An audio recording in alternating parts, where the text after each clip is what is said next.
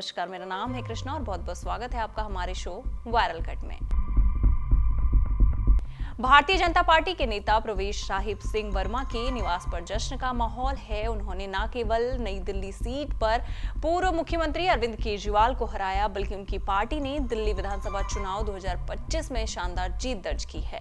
भारी जीत के बाद प्रवेश वर्मा की दोनों बेटियों ने दिल्ली के मतदाताओं का आभार भी व्यक्त किया, जिसके बाद उनके बयान सोशल मीडिया पर खूब सुर्खियां बटोर रहे हैं। प्रवेश वर्मा की दो बेटियां हैं, एक का नाम त्रिशा सिंह है और दूसरी का नाम सनिधि सिंह है, और उनका एक बेटा भी है जिसका नाम शिवेन सिंह है, और उन्होंने अपने पिता के चुनाव प्रचार में सक्रिय भूमिका निभाई थी और जीत के बाद उन्होंने मतदाताओं का शुक्रिया भी अदा किया था।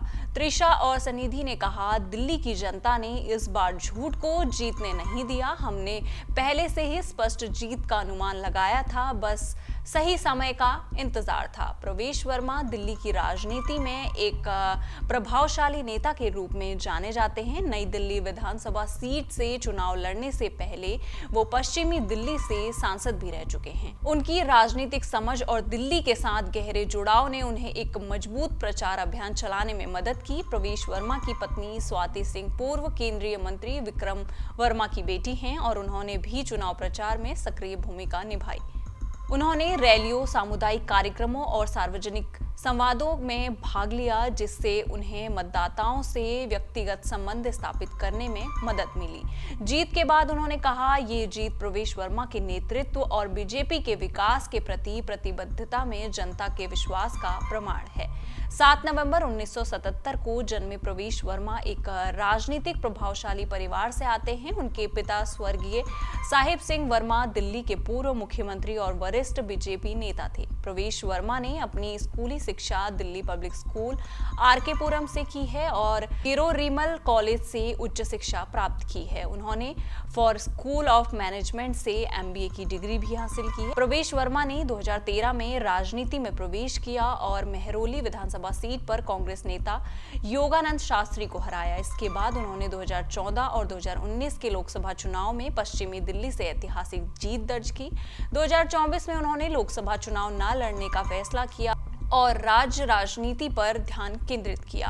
8 फरवरी को 27 साल बाद दिल्ली चुनाव में बीजेपी ने भगवा लहराया तो सबसे बड़ा सवाल उठा कि सीएम कौन होगा। नई दिल्ली सीट से अरविंद केजरीवाल को करीबी शिक्षक देने वाले प्रवेश वर्मा लिस्ट में सबसे ऊपर थे। हालांकि 11 दिन बाद पार्टी ने सभी कयासों को फेल करते हुए रेखा गुप्ता को कमान दे दी।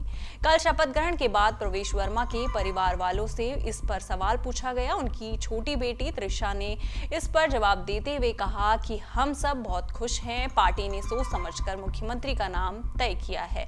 ये मेरे पिता के लिए एक बड़ा दिन है। हम सब जश्न मनाना चाहते हैं। हम पार्टी के उस फैसले से खुश हैं जिसने सीएम का चेहरा बहुत सोच विचार के साथ तय किया है। बड़ी बेटी सानिधि ने कहा कि मैं पार्टी और सभी भाजपा कार्यकर्ताओं को धन्यवाद देती हूं कि आपने कड़ी मेहनत की और हमारा समर्थन किया और यही कारण है कि हम आज जश्न मना रहे हैं। प्रवेश वर्मा की पत्नी स्वाति सिंह ने कहा कि आज सभी खुश हैं। मैं सभी को धन्यवाद देती हूं। अब सभी का मानना है कि दिल्ली में अच्छा काम होगा, एक नई दिल्ली बनेगी और जो काम पिछले 26 वर्षों में नहीं हुए हैं वो अब किए जाएंगे। हम भाजपा के कार्यकर्ता हैं और पार्टी ने हमें जो भी जिम्मेदारी दी है हम उससे खुश हैं। समाजवादी पार्टी के मुखिया अखिलेश यादव ने बुधवार को उत्तर प्रदेश के मुख्यमंत्री योगी आदित्यनाथ पर मोहम्मद कैफ की जगह गलती से क्रिकेटर मोहम्मद शमी का नाम लेने पर जमकर निशाना साधा। मुख्यमंत्री विधानसभा में प्रयागराज में महाकुंभ मेले के आयोजन के बारे में अपनी सरकार के रुख का बचाव करते हुए बोल रहे थे। मुख्यमंत्री ने कहा कि कुंभ में सभी जातियों और धर्मों के लोगों का स्वागत किया गया और मोहम्मद शमी ने भी कुंभ में स्नान किया। विधानसभा में बोलते हुए मुख्यमंत्री योगी ने कहा, प्रयागराज में महाकुंभ में किसी के साथ कोई भेदभाव नहीं हुआ। क्रिकेटर मोहम्मद शमी ने भी पवित्र स्नान किया। अलग अलग जाति, पत और धर्म के लोग अगर दिल से श्रद्धा लेकर आए हैं तो उन्होंने भी पवित्र स्नान किया है। हाँ, अगर कोई चिढ़ाने के लिए आया है तो वहां पर ऐसे लोगों को दुत्कार कर भी भगा दिया गया है। मुख्यमंत्री योगी आदित्यनाथ के इस बयान के बाद समाजवादी पार्टी के अध्यक्ष अखिलेश यादव ने तुरंत उन पर कटाक्ष किया। सोशल मीडिया प्लेटफॉर्म एक्स पर पोस्ट कर सवाल करते हुए कहा, क्या क्रिकेटर का नाम भी बदल दिया गया है?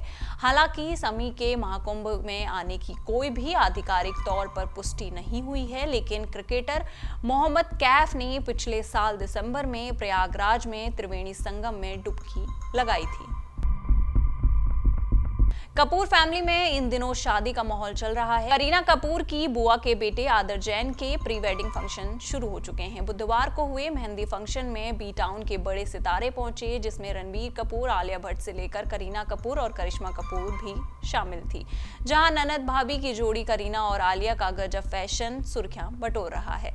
दरअसल भाई के मेहंदी में भाभी आलिया भट्ट ने बिल्कुल यूनिक लुक ट्राई किया। करीना कपूर, आदर जैन और आलेखा अडवाणी के मेहंदी सेरेमनी में बहन करिश्मा कपूर के साथ पहुंची, जहां बेबो का लुक फैशन के मामले में सब पर भारी पड़ता दिखा। दरअसल बेबो ने मेहंदी फंक्शन के लिए सब्यसाची के कुर्ते को कैरी किया था। ब्लैक कुर्ते पर हुई गोल्डन और मल्टी कलर एम्ब्रॉयडरी इसे खास बना रही थी। लूज फिटिंग और लॉन्ग लेंथ वाले इस कुर्ते में साइड स्लिट ने और 4 चांद लगा दिए, जिसके साथ बॉटम को डिच करते हुए करीना लेग फ्लॉन्ट करती दिखी, जो इसे गॉर्जियस बना रही थी, जिसे करीना ने मल्टी कलर लॉन्ग डेंगलर के साथ पेयर किया था। वहीं kohl eyes, nude brown lip shade और बालों को बैक में पिन किया गया था। भाभी आलिया भट्ट का लुक भी कुछ कम गॉर्जियस नहीं था। डिजाइनर अनुष्का खन्ना के कलेक्शन मस्टर्ड सरारा सेट को चुना था, जिसकी शॉर्ट लेंथ और स्कूप नेकलाइन कुर्ती अट्रैक्टिव दिख रही थी। आलिया भट्ट ने लुक के लिए स्लीक हेयर में चोटी बनाई थी, जिसमें पर्पल कलर के रिबन को बांधा गया था। हालांकि आलिया भट्ट का ये चोटी वाला लुक फैंस को कुछ खास इंप्रेस नहीं कर पाया, लेकिन आपको कैसा लगा जरूर बताना। चलिए आज के लिए बस इस वीडियो में इतना ही। मुझे दीजिए इजाजत, और इन सारी खबरों पर आपका क्या विचार है हमें कमेंट सेक्शन में जरूर बताइएगा। और इसी तरह की देश दुनिया की खबरों के साथ जुड़े रहने के लिए देखते रहिए जनसत्ता।